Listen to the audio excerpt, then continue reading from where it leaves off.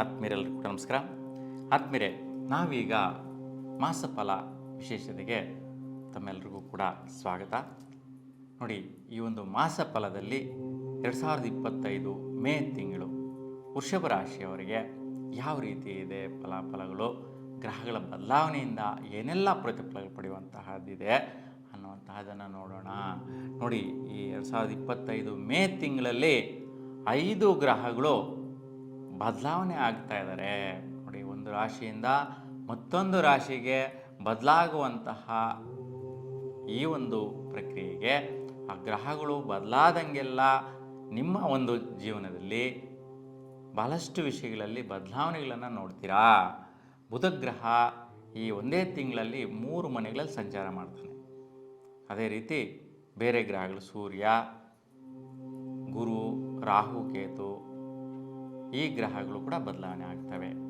ಹಾಗಾಗಿ ಯಾವ ದಿನಾಂಕಕ್ಕೆ ಬದಲಾವಣೆ ಆಗ್ತವೆ, ಆ ಒಂದು ಬದಲಾಗುವಂತಹ ವಿಷಯಗಳು ಯಾವ ರೀತಿ ಇರುತ್ತೆ ಅಂತ ನೋಡಿದ್ರೆ, ನೋಡಿ, ವೃಷಭ ರಾಶಿಯವರಿಗೆ ಬಹುಮುಖ್ಯವಾಗಿ ಪ್ರಾರಂಭದಲ್ಲಿ ಕೆಲವೊಂದು ಕೆಲಸ ಕಾರ್ಯ ನಿಮಿತ್ತ ಯಾವುದೋ ಒಂದು ನಿಮ್ಮ ಜೀವನದಲ್ಲಿ ಅದ್ಭುತವಾದಂತಹ ಕೆಲಸಗಳಾಗಬೇಕು, ಆ ಒಂದು ಕೆಲಸದಲ್ಲಿ ಜಯಿಸಬೇಕು, ಅದರಲ್ಲಿ ಅಭಿವೃದ್ಧಿಯನ್ನು ಪಡೆಯಬೇಕು, ಆ ಕೆಲಸದ ನಿಮಿತ್ತ ಜೀವನಕ್ಕೆ ತುಂಬ ಉತ್ತಮವಾದಂತಹ ಅನುಕೂಲಗಳು ಲಭಿಸಬೇಕು ಅನ್ನುವಂತಹ ವಿಚಾರವಾಗಿ ಸೂರ್ಯನ ಒಂದು ಅನುಕೂಲತೆಗಳು, ಆ ಒಂದು ಅಭಿವೃದ್ಧಿ ವಿಚಾರದಲ್ಲಿ ಕಾರ್ಯನಿಮಿತ್ತ ಜಯಿಸೋದಕ್ಕೋಸ್ಕರ ಸ್ವಲ್ಪ ದುಡ್ಡು ಕಾಸು ಖರ್ಚು ಮಾಡುವಂತಹದ್ದು, ಇನ್ವೆಸ್ಟ್ಮೆಂಟ್ ಮಾಡುವಂತಹದ್ದು, ಅಥವಾ ಯಾವುದೋ ಒಂದು ಕೆಲಸ ಆಗಲೇಬೇಕು ಅಂತ ಸ್ವಲ್ಪ ದುಡ್ಡು ಖರ್ಚು ಮಾಡುವಂತಹ ಒಂದು ಪ್ರಭಾವಗಳು, ಪ್ರಕ್ರಿಯೆಗಳು ನಡೆಯುತ್ತೆ.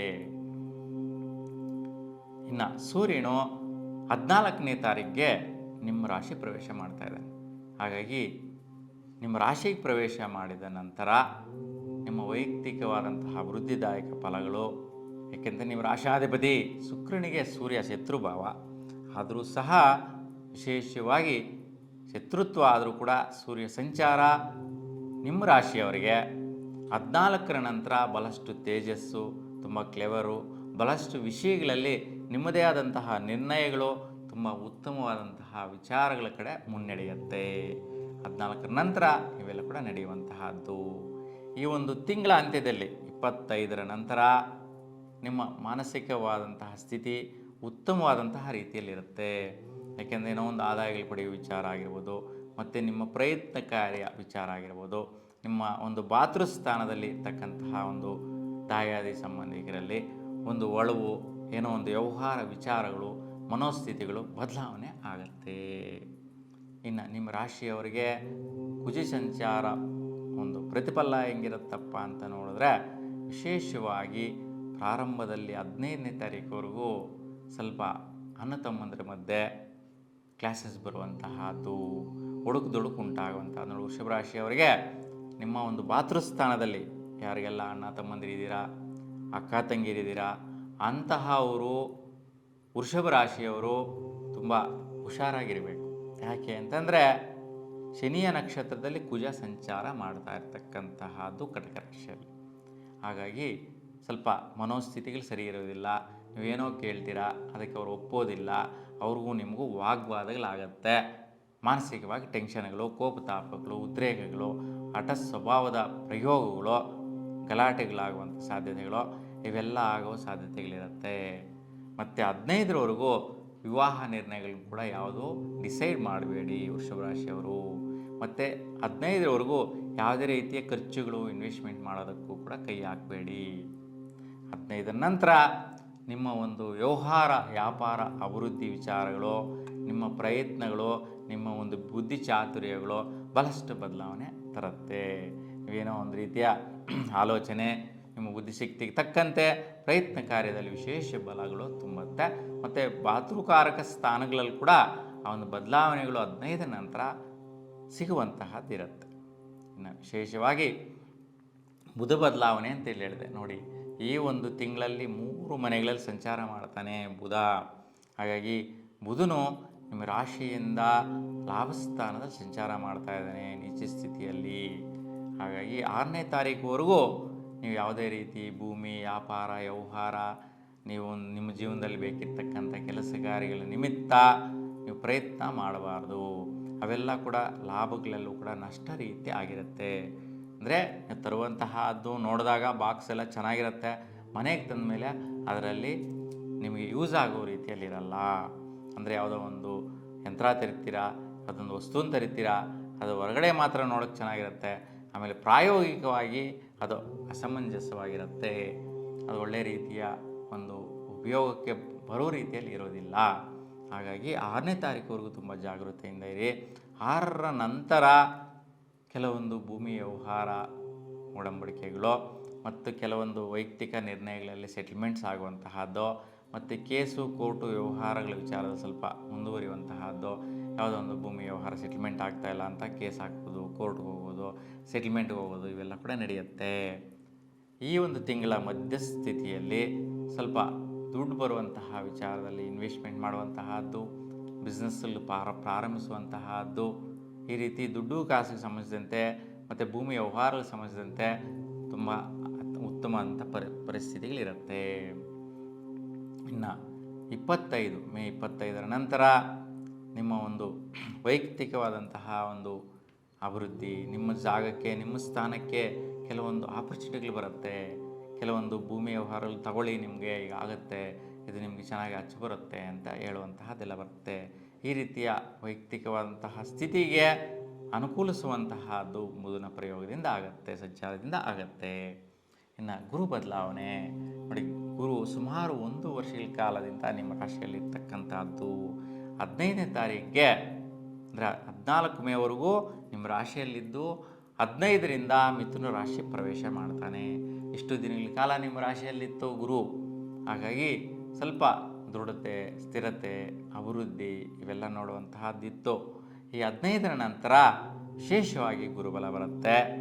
ಗುರುಬಲ ಬರೋದರಿಂದ ವಿಶೇಷವಾದಂಥ ಹಠ ಪ್ರಯತ್ನಗಳ ಸಾಧನೆ, ದುಡ್ಡು ಕಾಸು ವಿಚಾರದಲ್ಲಿ ಇಷ್ಟೇ ಗಳಿಸಬೇಕು, ಇಷ್ಟೇ ಸಂಪಾದಿಸಬೇಕು ಅನ್ನುವಂತಹದ್ದು ನಿಮ್ಮ ಮನಸ್ಥಿತಿ ಚೇಂಜ್ ಆಗುತ್ತೆ.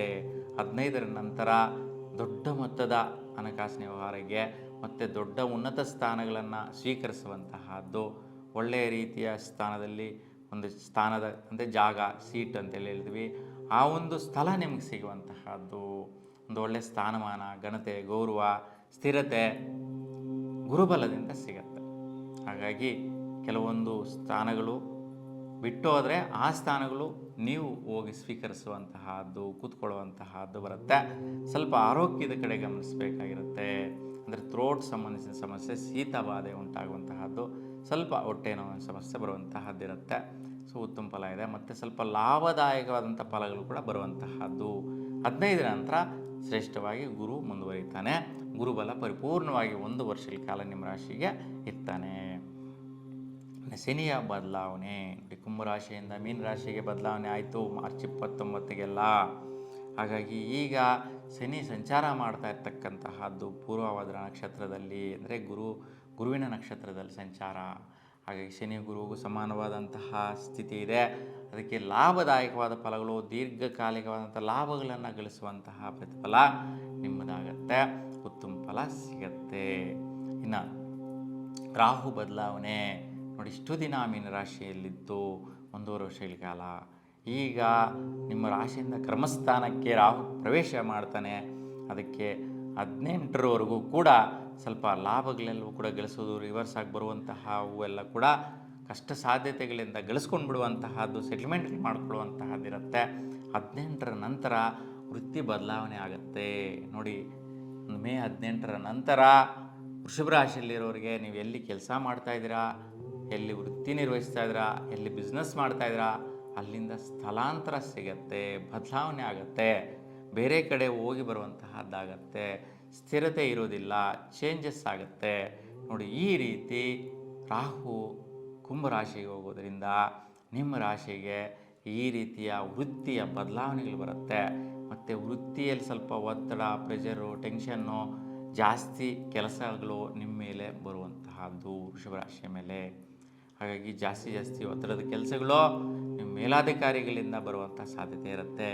ಹಾಗಾಗಿ ಇದು ನಿಮ್ಗೆ ವೈಪರೀತ್ಯ ಆಗಬಾರ್ದು ಅನ್ನುವಂತಹದ್ದಕ್ಕೋಸ್ಕರ ನಿಮ್ಮ ಮನೆಯ ನೈಋತ್ಯ ದಿಶೆಯಲ್ಲಿ ಉದ್ದಿನ ಬೇಳೆ ಮೇಲೆ ನಿಂಬೆಯ ತುಪ್ಪದ ದೀಪಗಳನ್ನು, 4 ದೀಪಗಳನ್ನು ಭಾನುವಾರದಂದು ರಾಹು ಕಾಲದಲ್ಲಿ ಹಚ್ಚೋದ್ರಿಂದ ಈ ಒಂದು ವ್ಯತ್ಯಯ ವೈಪರೀತ್ಯ ನಿವಾರಣೆ ಆಗುತ್ತೆ. ಇನ್ನು ವಿಶೇಷವಾಗಿ ಕೇತು ಪಂಚಮ ಸ್ಥಾನದಲ್ಲಿ ಸಂಚಾರದಲ್ಲಿತ್ತು. ಹಾಗಾಗಿ ವಿದ್ಯಾರ್ಥಿಗಳಿಗೆಲ್ಲ ಸ್ವಲ್ಪ ಒತ್ತಡ, ಟೆನ್ಷನ್ನು, ಪ್ರೆಷರ್ ಇತ್ತು. 18ರ ನಂತರ ಬದಲಾವಣೆ ಆಗ್ತಾ ಇದೆ ನೋಡಿ. ವೃಷಭ ರಾಶಿಯವರಿಗೆ ಕೇತು ಸಿಂಹರಾಶಿಗೆ ಪ್ರವೇಶ ಮಾಡೋದ್ರಿಂದ ನಿಮ್ಮ ಮನೆಯ ಕಡೆ, ಸ್ವಸ್ಥಾನದ ಕಡೆ ಸ್ವಲ್ಪ ಸರ್ಪದೋಷದ ಪ್ರಭಾವ ಬರುತ್ತೆ. ಅದಕ್ಕೋಸ್ಕರ ಮನೆ ಕಡೆ ಸ್ವಲ್ಪ ಒತ್ತಡ, ಟೆನ್ಷನ್ನು, ಯಾವುದೇ ಒಂದು ಕೆಲಸ ಮಾಡೋಕ್ಕೆ ಹೋಗಲಿ ಪ್ರೆಷರು, ವ್ಯವಹಾರಗಳಿಗೆ ಸಿಕ್ಕಾಕೊಳ್ಳೋದು, ಟೆನ್ಷನ್ಗಳಿಗೆ ಸಿಕ್ಕಾಕೊಳ್ಳೋದು, ಯಾರ್ಯಾರು ಬಂದು ಗಲಾಟೆಗೆ ಬರುವಂತಹದ್ದು ಇವೆಲ್ಲ ಆಗೋ ಸಾಧ್ಯತೆಗಳಿರುತ್ತೆ. ಸೊ ಹಾಗಾಗಿ ಸ್ವಲ್ಪ ಸೂರ್ಯದೇವರನ್ನ ದರ್ಶನ ಮಾಡಿ ಶುಭ ಫಲ ಪಡಿತೀರಾ. ಮತ್ತು ಗಣಪತಿಗೆ ಗರಿಕೆ ಹುಲ್ಲು ಬಲಹಸ್ತದ ಮೇಲೆ ಇಟ್ಟು ಪೂಜೆ ಮಾಡಿಸೋದ್ರಿಂದ ಶುಭ ಫಲನ ಪಡಿತೀರಾ. ಹಾಗೆ ಈ ರೀತಿಯ ಒಂದು ವ್ಯತ್ಯಯಗಳು ಬರುವಂತಹದ್ದಿರುತ್ತೆ. ಇನ್ನು ಈ ಒಂದು ತಿಂಗಳಲ್ಲಿ 11ನೇ ತಾರೀಕಿನ ಒಳಗಡೆ, ಅಂದರೆ ಮೇ 11ರ ತಾರೀಕಿನ ಒಳಗಡೆ ಹುಟ್ಟಿರ್ತಕ್ಕಂತಹ ನವಜಾತ ಶಿಶುಗಳಿಗೆ ಕಾಲಸರ್ಪದೋಷ ಬರುವಂತಹದ್ದು. ಅಂದರೆ ಜಾತಕ ರೀತ್ಯ ಗ್ರಹಗಳು ಸಂಚಾರ ಮಾಡುವಂತಹ ಸ್ಥಿತಿಯ ರೀತ್ಯ ಈ ಒಂದು ಹುಟ್ಟುವಂತಹ ಮಕ್ಕಳಿಗೆ ಕಾಲಸರ್ಪದೋಷ ಬರುವಂತಹದ್ದಿದೆ. ಅದಕ್ಕೆ ಕಾಲಸರ್ಪದೋಷ ಪರಿಹಾರ ಮಾಡಿದ್ರೆ ಕಾಲಸರ್ಪ ಯೋಗ ಪ್ರಾಪ್ತಿ ಆಗುತ್ತೆ. ಅದಕ್ಕೆ ಯಾರೆಲ್ಲ ಹುಟ್ಟುತ್ತಾರೆ ಮಕ್ಕಳು ಅಂತಹವರಿಗೆ ಜಾತಕವನ್ನು ಬರೆಸ್ಕೊಂಡು, ಜಾತಕದ ಒಂದು ವಿಚಾರವನ್ನು ತಿಳಿದುಕೊಂಡು ಒಂದು ಕಾಲಸರ್ಪ ಶಾಂತಿ ಪರಿಹಾರ ಮಾಡಿಸಿದ್ರೆ ಕಾಲಸರ್ಪ ಯೋಗ ಪ್ರಾಪ್ತಿ ಆ ಮಕ್ಕಳಿಗೆ ಬರುತ್ತೆ. ಆವಾಗ ಅದ್ಭುತವಾದಂತಹ ಜೀವನ ಮಗುಗಲ್ಲ, ಮಗುವಿನ ತಂದೆ ತಾಯಿಗಳು ಕೂಡ ಬರುವಂತಹದ್ದು, ಮಗುವಿನ ಜೀವನದಲ್ಲಿ ಬದಲಾವಣೆ ತರುವಂತಹದ್ದು ಕೂಡ ಆಗುತ್ತೆ. ಈ ವಿಚಾರನ ಜ್ಞಾಪಕ ಇಟ್ಕೊಳ್ಳಿ.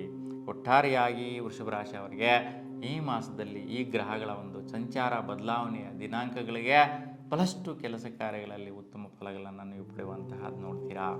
ಹಾಗೆ ನಿಮ್ಮೆಲ್ರಿಗೂ ಕೂಡ ನಿಮ್ಮ ಇಷ್ಟದೇವರ ಅನುಗ್ರಹ ಸದಾ ಕಾಲ ನಿಮ್ಮ ಮೇಲೆ ಇರಲಿ ಅಂತ ಭಗವಂತನಲ್ಲಿ ಪ್ರಾರ್ಥಿಸ್ತಾ ಎಲ್ರಿಗೂ ಕೂಡ ಶುಭವಾಗಲಿ. ನಮಸ್ಕಾರ.